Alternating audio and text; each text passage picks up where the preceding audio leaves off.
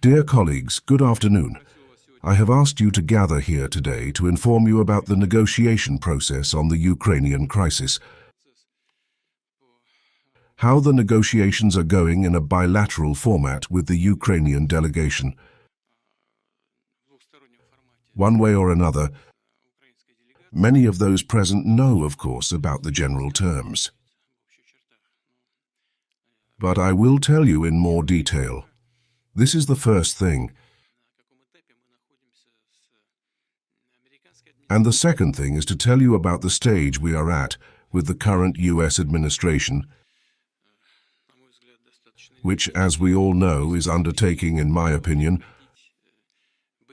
a rather vigorous and sincere effort to stop hostilities, to stop the crisis, and to reach an agreement that is of interest to all those involved in this conflict of sides, in order to create long-term conditions for peace both between our countries and in Europe, and in the world as a whole.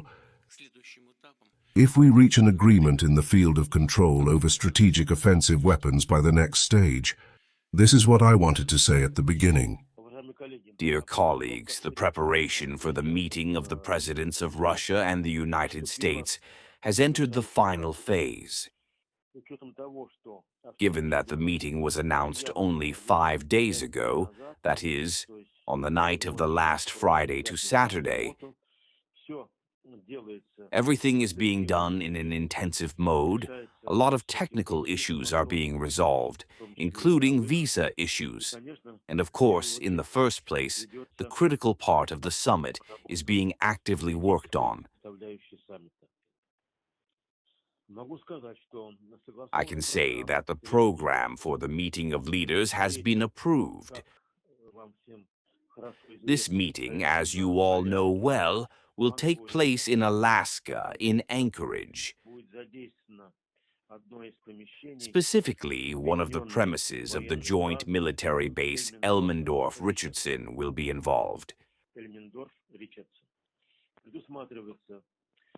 It is expected that everything will begin tomorrow, August 15th, at about 11:30 local time, with a conversation between Vladimir Vladimirovich Putin and Donald Trump. This conversation will take place in a TED-a-TED format, of course, with the participation of translators. Then there will be negotiations as part of the delegations, and these negotiations will take place after breakfast.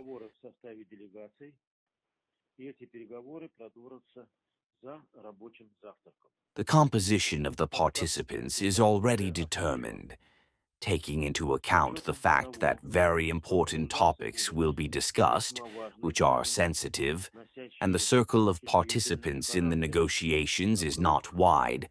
I will name the members of the Russian delegation. These are Foreign Minister Sergei Lavrov, Assistant to the President of Foreign Policy Yuri Gushakov,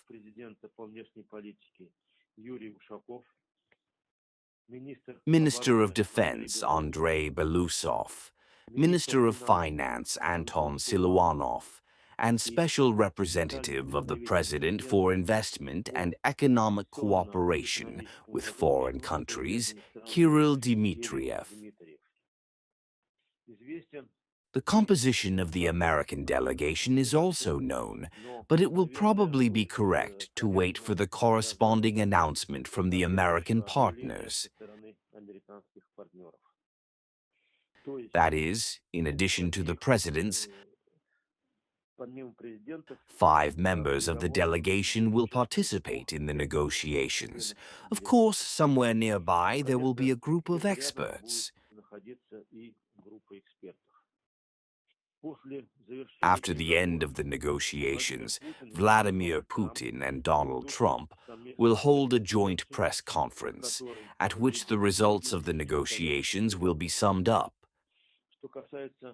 As for the agenda of the summit, it is obvious that the central topic will be the settlement of the Ukrainian crisis, including taking into account the discussion that was held in the Kremlin. As you remember, on August 6th, with the participation of the Special Ambassador to the President of the United States, Steve White. But of course, broader tasks of ensuring peace and security will be addressed, as well as current and most acute international and regional issues. It is expected to exchange views on further development of bilateral cooperation, including in the trade and economic sphere. I note that this cooperation has a huge and, unfortunately, still unattended potential. I would also like to note that 9 Soviet pilots, as well as 2 servicemen and 2 civilians,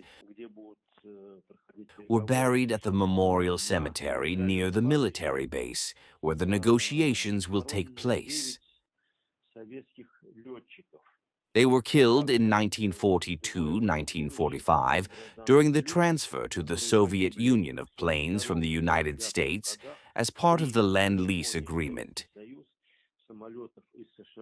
So, the meeting will take place near such a historically important place, reminiscent of the battle brotherhood of the peoples of our countries. This is especially symbolic in the year of the 80th anniversary of the victory over Nazi Germany and military Japan.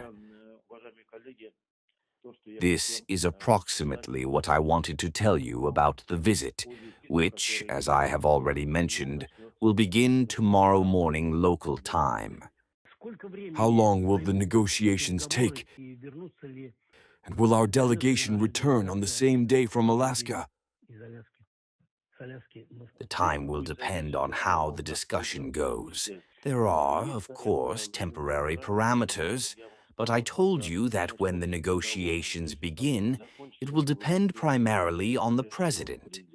Are you worried whether our delegation will return to Russia? Yes, I can confirm this. The delegation will return. Obviously, it will fly out immediately after the end of the negotiations.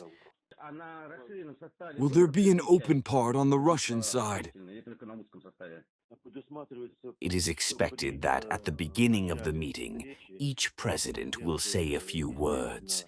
This is the usual practice of international negotiations. What is the mood of the Russian delegation going to the negotiations? And what are the expectations? Negotiations will be businesslike, and we all have a business attitude, first of all.